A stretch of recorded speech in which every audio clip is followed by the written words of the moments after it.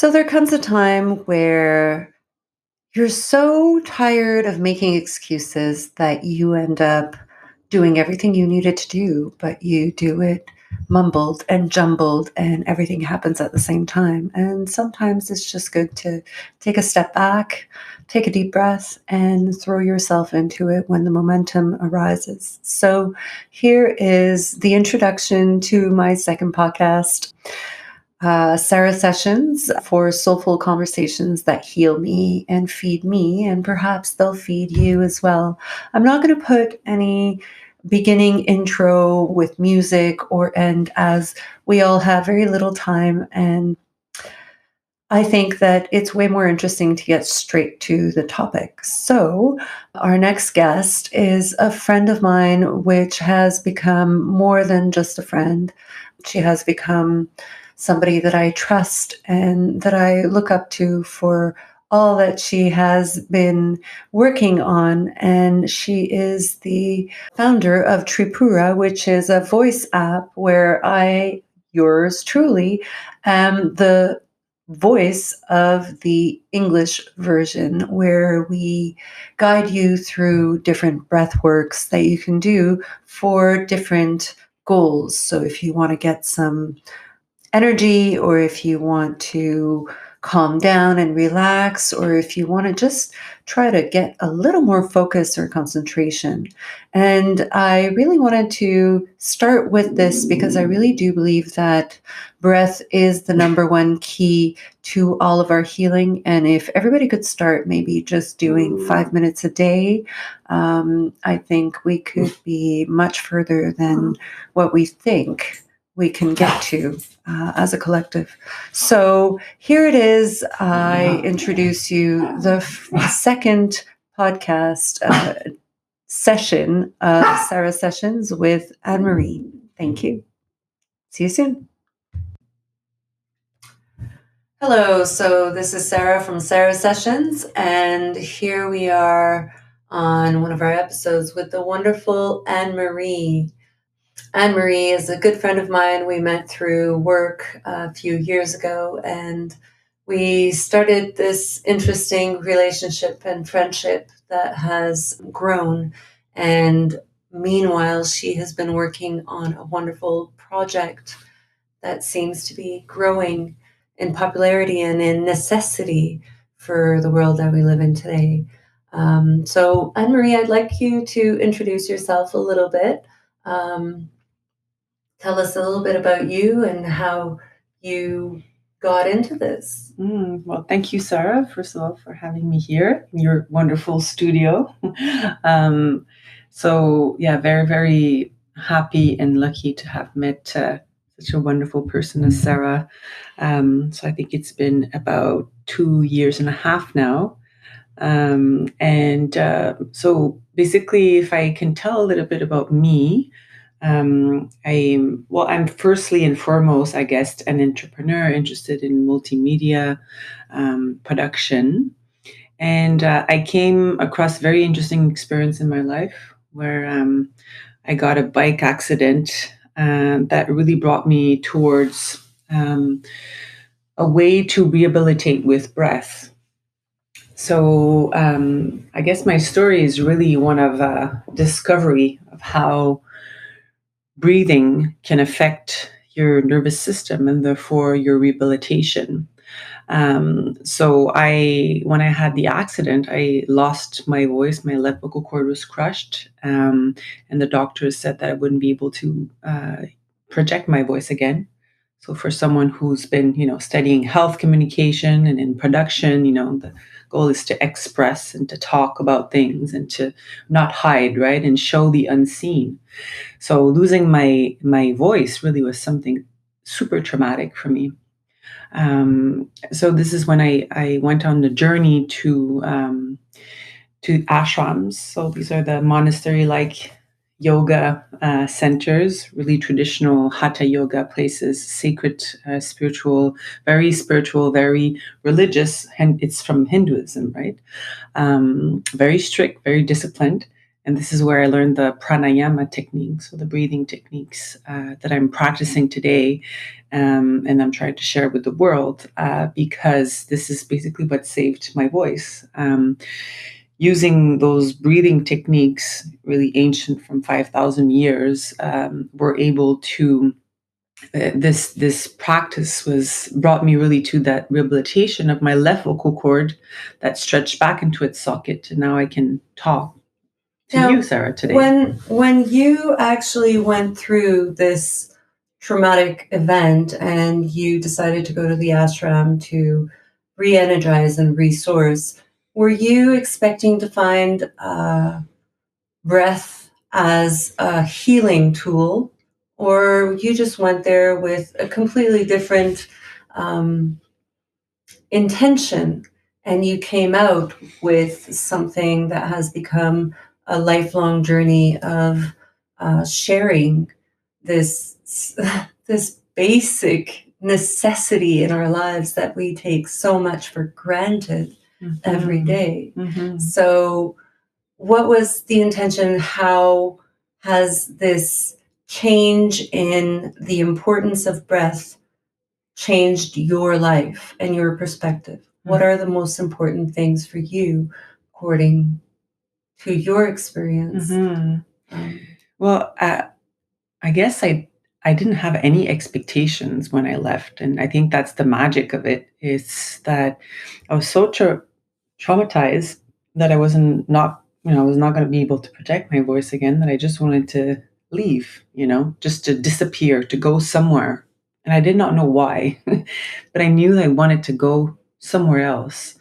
And one morning I woke up, after a night of dancing on bars, trying to express myself in different ways and with my voice. And I said, wait, hold on, I'm going crazy a little bit here, I can't express myself. I'm trying to find ways, and I think I should be doing something else. So I think I don't know if you call it an intuition or this gut feeling. I don't know how you can call it, but it's this one morning I decided I was going to leave, and I was going to leave really soon. And I opened up my computer and I remembered a friend of mine from my master's degree talked to me about this ashram. So I decided to just go there. So I think one of the main important lesson for me was that I followed that little voice, and I did not know why. And I think this is the basic theory behind intuition, that you can't explain it as you're doing it. It's retroactively, you can say, well, I did it because I wanted to rehabilitate my voice, but breathing. But I had no idea there were breathing and breath work there. I found it very strange at first. And I was like, what is this kind of ritual and very tribal ritual where people are breathing together? And those Sanskrit songs and chanting, it was all very weird to me, but I knew I was supposed to be there. So, I mean, through the experience of learning those breathing techniques, I was just fascinating. I'm a very curious person by nature, and as I was, practicing these techniques, it was hard, but I felt right away the impact, and I wanted to know more. I was like, what is the science? What does that mean? How does it work? I was feeling the benefit of it because not only do you feel more relaxed, but there's this weird energy that you feel through your body as you're doing it, and these tingling sensation and change of pressure in your body, and you feel like you're also getting a bit high on breath work, really. And I was like, wow, Absolutely. it's completely natural. So I got addicted to learning more about breathing. So it's hard to say exactly what I've learned, but I know that one thing that I'm really focused on right now is to listen to that little voice, that tells you you need to go somewhere. So I went, and then now I can say exactly why I went. It makes complete logical sense now when I talk In about the it aftermath, in the obviously. aftermath. But at that time, I had my production company. I had, no contract lined up. I just had this accident. It was the worst timing for me to go there. But then once I allowed myself to do it, everything kind of opened up, and I had this, this idea of the project that I'm working on with, and I'm so happy that I did this move, really. Isn't that incredible that our inner knowing and our inner compass will always guide us towards things that are good for us, even when we don't understand Yep, where we're going or what we're doing? Kind of, I guess, somewhat what I'm doing as well, right? exactly. Um, being in alternative holistic healing with massage, with Reiki, with energy work, with some body modalities and movement, I find that we all naturally go back to those basic elements Yep. like Dr. Sun, Dr. Nature, the food we eat, and good sleep and good breath. Yet, I find that we are in a society where everybody is holding on to their breath and um, perhaps even becoming immobilized in that stress that they think is part of their body. So, they don't even realize that their shoulders are up to their ears or that they're breathing with their neck instead of their rib cage. And how, when they're doing the diaphragmatic breath, they don't even feel the diaphragm really moving. They're just pushing their belly in and out. Yet we're supposed to be trying to expand our rib cage, front, back, and center. So, how do you think we are going to get out of this pandemic of lack of resourcing towards ourselves? Hmm. It's a big question. I have, I think, partially the answers for me and for people around me that I see, but it's hard to say how. But I know that for breath, it's something that's super interesting because we are so much in fight or flight these days that we have this tendency to have a posture and a breathing that helps us hide, right? So the less we breathe through the belly, the less noise we make, and the more we protect our neck with our shoulders up. And so we're really in this mode of trying to hide and protect. So it's relearning. So learning again how to feel safe, and this is something that's all going on, in the mind. So I think that, interesting enough that you talk about pandemic, because I think that the pandemic opened up a lot of very interesting discussion about mental health, and therefore, uh, you know, some paths of solution that we could at least start talking about. And Mm-hmm. it's more, we're more open to try those new things. Mm-hmm. I know for a fact that with whatever I'm doing, and with you actually, because you did the voice of the English version of the application Tripura, but I know that just for the government funding before the pandemic, they were like, oh, very interesting hippie projects, very cute, but we don't think we're going to finance this. And when the pandemic hit, all of a sudden, it was all justified to make, to put a lot of attention on mental health and respiratory health as well. So they called us back and they said, well, are you still working on this? We're going to finance it. So when I'm talking about this, it's just because I think there are times where there's less resistance to talk about things. And sometimes we need to find, or we need to go with that certain flow and that speed and take advantage of That that momentum. momentum that the world is living in. So it's an amazing time to be talking about these things, an amazing time to have these types of conversation, and for people to start the practice, because as you're doing the practice is when it's changing your mind, and you're also influencing others to do it with you. So I think this is part of the answer, but the whole answer, I think, I don't know. What do you think?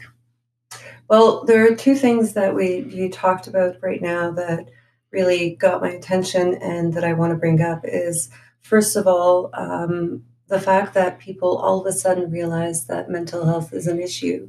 And, a lot of people don't realize that breath and mental health are directly correlated because breath is the one thing that could ground you within a minute and clear your mind. Yet, so many people are so far away from it. So how would you, um, what would you say you can give as a few little things that people can do at home to keep their breath in check? Mm-hmm.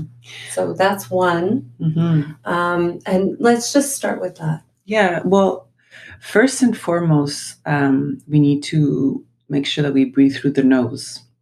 Um, Mouth breathing can bring a lot of unwanted health problems.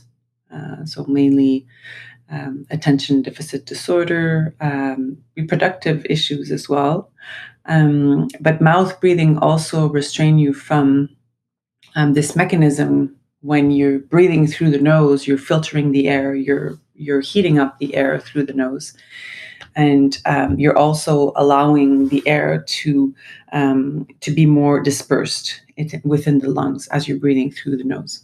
So that's one basic thing that we forget and we need to do more and more. And in more scientific terms, we also activate the nitric oxide, which actually helps Exactly. regulating the heart and the Mhm. digestive system and a whole bunch of other things that the body does to Yeah. keep us alive and going on a daily basis.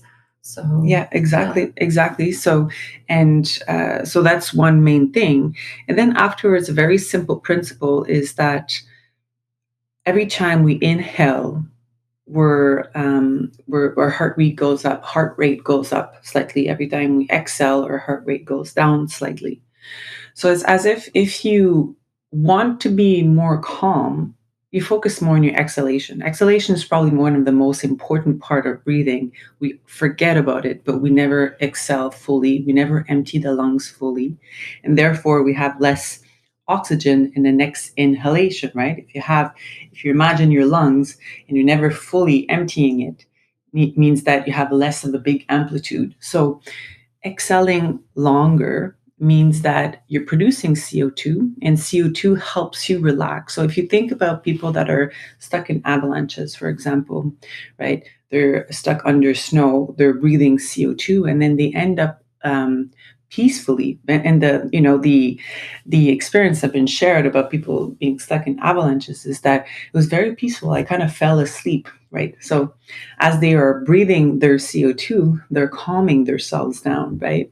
So producing the CO2 is just exhaling, and exhaling longer helps you also create this process that's called the tolerance of the CO2, which is good for relaxation, but it's also good for physical performance. So it's two in one, right? You're relaxing, and as you're relaxing, you're increasing your capability to be able to run longer, right? And to do a lot of physical activity.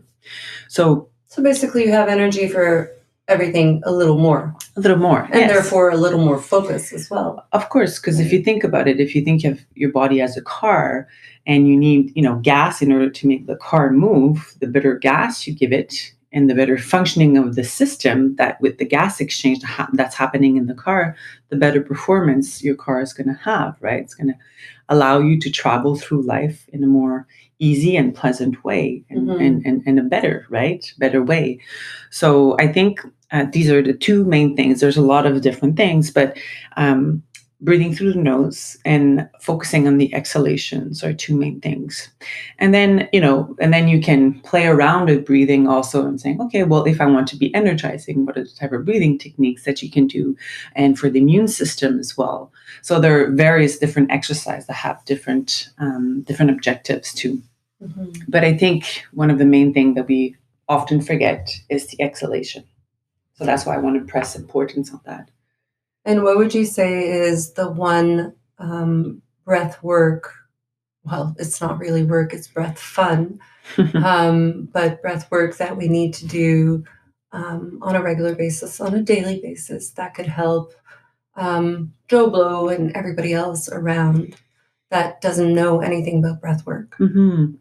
Well, there are many different ones, but I know I've done quite a few on the Tripura app, and you've separated them through what people want to receive. So whether it's more energy or relaxation or whatnot, or focus or concentration. But are there some that you would Mhm. recommend everybody to try and do that's really, really simple that they can do at home? Yeah, well, there's always one that's good to do throughout the day, which is the 4-7-8 breathing technique and the box breathing. Those two breathing techniques are safe to practice throughout the day. And not that other techniques are not safe, but some of them might, bring you more energy, and maybe you don't want that right before going to bed, or maybe more calming ones in the morning. That you might want just a technique that brings a little bit more of a caffeine-like feeling, right? But the 4-7-8 is basically, it says it's 4 seconds inhale, 7 second holding the breath, and 8 seconds exhaling, and doing that a few rounds, 5 rounds, for example. And if you could do it, at least once a day, it change. And especially, if you do it early in the morning, that then brings awareness to the breath. Right. So that's one that's super good to do on a regular basis. It's quite simple as well. You don't need necessarily a lot of knowledge. Just need to make sure that you're using your belly and your diaphragm as you're breathing. We Mm-hmm. often forget that we have space in the belly and the diaphragm to expand the breathing and the lungs and the bottom part of the lungs, which we forget often. We often only use the upper part of the lungs, so the chest, and that's not where you're No. actually breathing more efficiently. And that's not really where the breathing muscles that are supposed to be used are. That's why a lot of people have a lot of Tensions. upper back tensions and neck problems because they end up with that texting um, neck Mm-hmm. and that head forward and the shoulders tilted in that fight or flight mode, right, of the nervous system, so sympathetic, parasympathetic, and yeah, it becomes Yeah, problematic. yeah, for sure, and we don't realize it, and we're tired, and we're or we're tired, we're stressed, and we don't know. But with a simple change of how we breathe, we can make a huge difference in our Mm-hmm. energy and our nervous. It's really about the nervous system. And what's interesting is that when you look back at ancient knowledge from yogis, 5,000 years ago, they were talking about chakras and shushumna, and the shushumna is this kind of it's basically the central nervous system they were talking about, and this energy going up and down, and the kundalini energy. But now we know that the breathing directly impact the central nervous system. So it's super interesting that they kind of found out what it was before using the modern terms that we do Mm-hmm. today. So we have a lot to learn from them. So this is why 4-7-8 and box breathing. So box breathing is simple one that's used often, even in the medical world. 4 seconds in, 4 seconds retain the breath, 4 seconds out, and 4 seconds you retain the breath with empty lungs. So that's another way that you can regulate your breath. But then you can go in all those very kind of complex, a little bit more intense and ancient yogic breathing.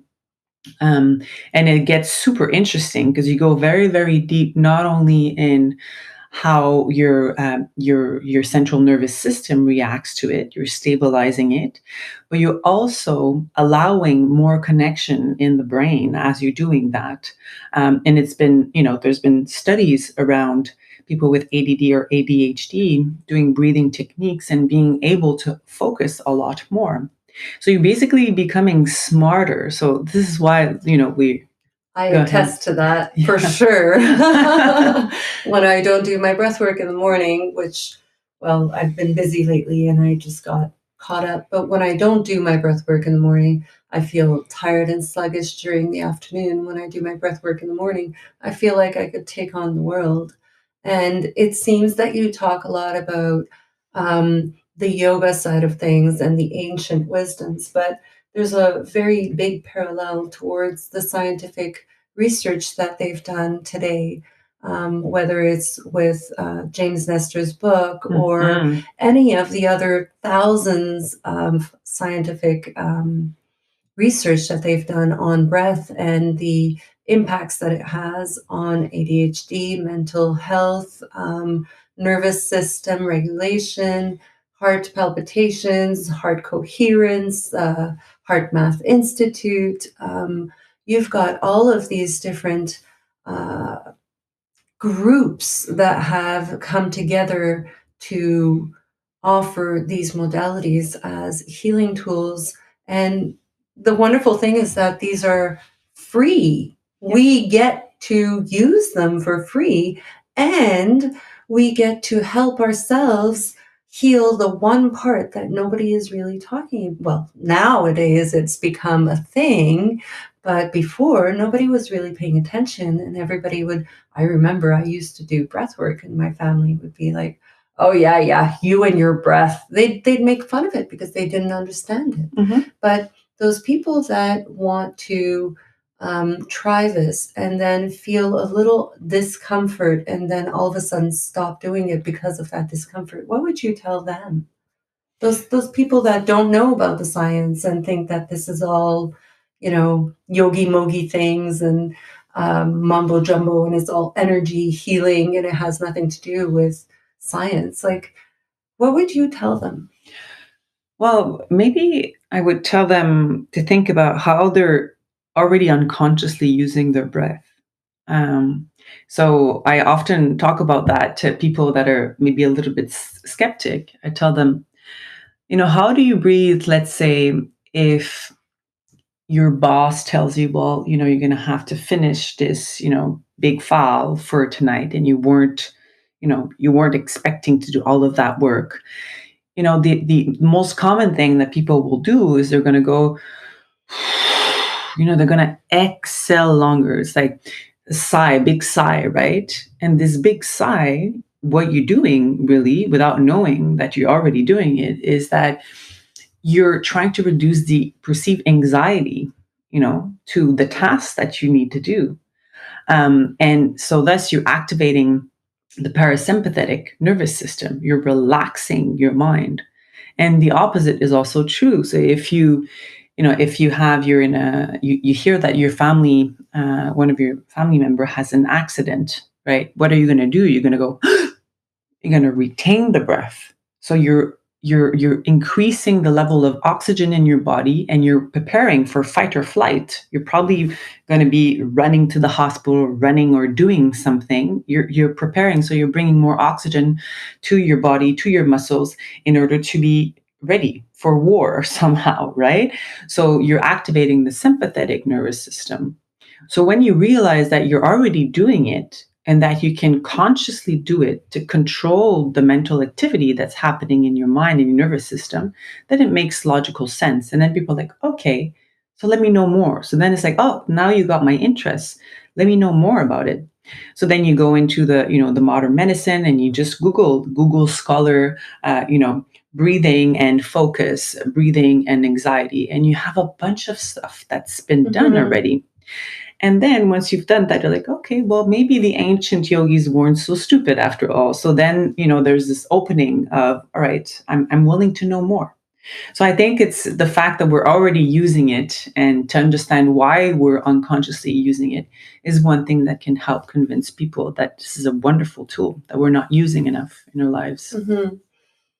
Um, I often, when I receive my clients and we do some breath work during the session and before or after, I often remind them that this is the one healing tool that they need to activate everything else, because that breath that comes down, they feel they feel the difference before and after. They're like, "Oh my god, I'm so relaxed." But it's not really me, it's that guidance through the breath that actually brings that calm.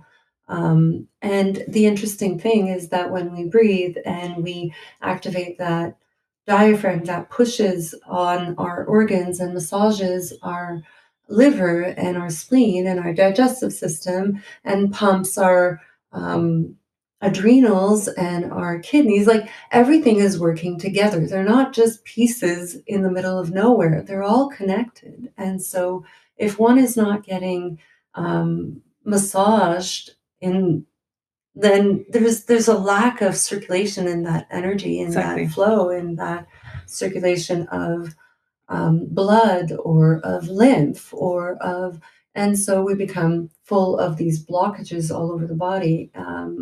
And the the blockages end up becoming pain. And pain ends up becoming something that you stop your breath for. Mm-hmm. And then they stop doing things, they stop moving, they stop breathing, they stop feeling alive. And all of a sudden, depression takes in. And I know some people that are listening right now are probably feeling exactly what I just said, but you've got to move, and not only move your body and not only move your bowels by eating good food, but you also have to move your breath and your lungs and your rib cage, and allow the oiling, the lubing up of all those interconnected pieces that create this incredible divine body made out of God knows what, which scientists are still trying to figure the most, complicated things. But it's interesting how naturally we know, and we keep on resisting what we know inside. Mm-hmm. And so that brings me back to that intuitive feeling where people know what they need to do, yet they don't go for it. And perhaps um, breathwork can give them that little bit of courage and that little bit of calm to feel safe within themselves and within their bodies, doing something for them and only them. And the wonderful thing is that the breath is not quite the thing. What I'm saying is the breath is a lot stronger than what we think. Yeah. And it is a lot more powerful in terms of the nervous system as well. And it is what also regulates the lymphatic system. So if you're not breathing fully, your lymphatic system is not flowing. If your lymphatic system is not flowing, then your circulation and the elimination of metabolic waste through the lymphatic system is not happening. And so you end up having these blockages of um, pain, which comes through muscle pain. So this actually cut off, and we are restarting here. So basically, learning to trust your intuition and what your body is actually asking you, and responding to what your body is asking you, right? So tell me a little more about how we can get in touch with you or use your wonderful application, Tripura. What's it all about again? If you could explain to the listeners maybe a Yeah. little bit. Yeah. So we right now we have an application, mobile application, where there's this animated 3D avatar that teaches you different breathing techniques. So you can download it on the Apple Store or Google Play Store.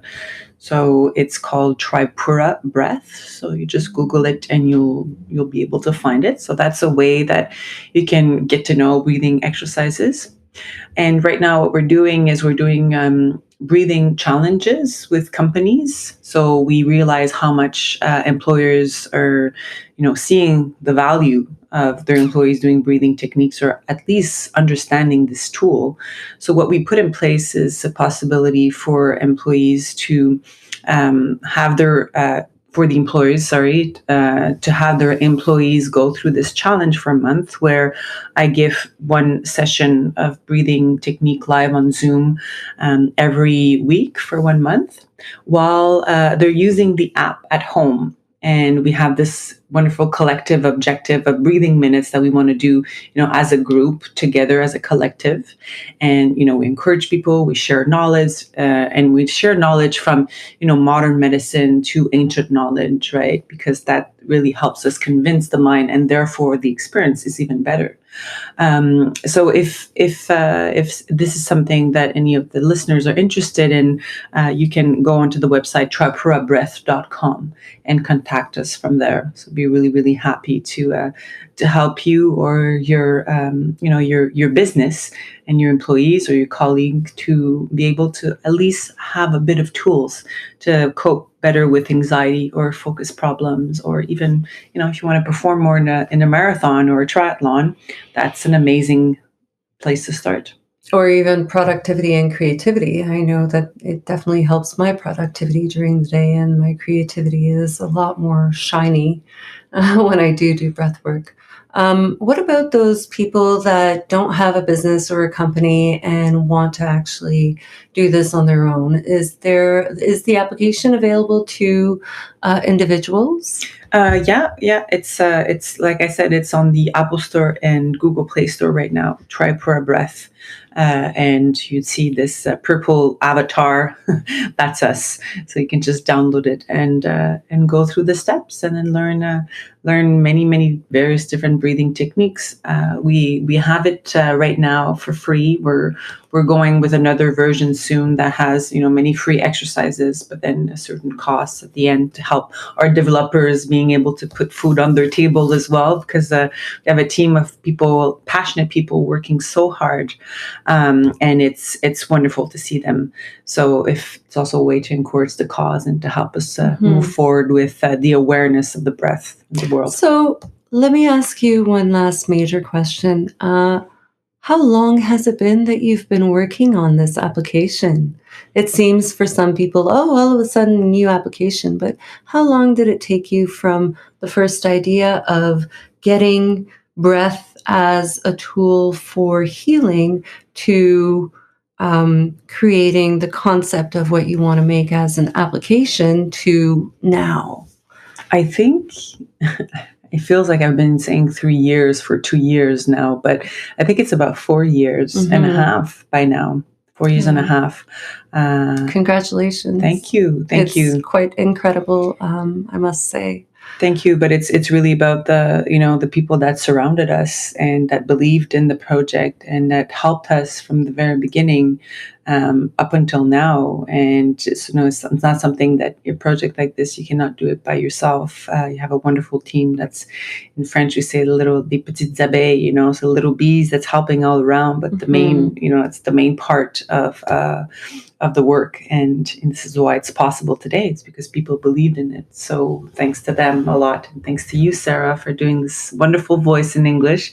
If you love Sarah's voice in this podcast, you'll love it even more. Well, not even more, but at least at least the same in our app, in the English version of the app. you. So thanks to you for believing in us. I'll always be there for sure. Thank you so much. Thank you. I heard on a last note that you guys have some interactive stuff coming up. That's really exciting.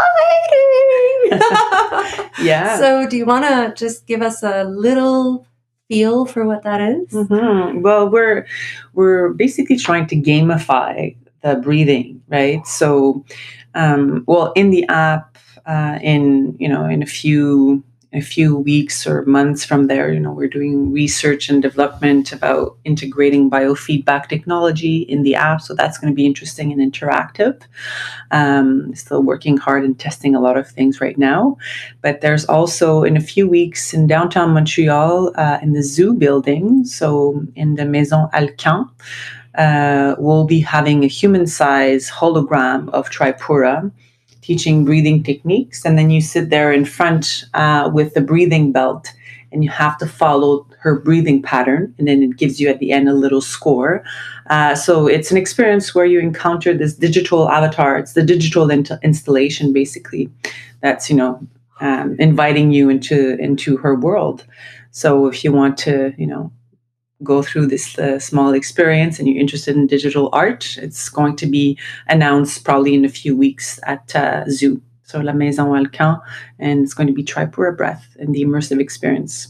Amazing. And we could find all that information on your website as well. On the website and on the social media as well. Instagram, Facebook, LinkedIn. Wonderful. Yes. How exciting this all is. I am so happy for you and so proud of you and so honored to have you as one of the first doing this with me. Thank you so much, and keep on going. We will get the world through one breath at a time. Thank you. And thank you for this podcast, and longue vie au podcast Sarah sessions. So I want more and more of those conversations. This is wonderful. And this is really part of the solution, right? So Yes. talking about these things. So thanks to you, and please continue doing that many, many, many, many times. I will, for sure. Much pleasure. Stay blessed, everyone. And I hope you have a fantastic morning, day, evening, wherever you are. Stay blessed and stay curious and stay breathing. Have a great one.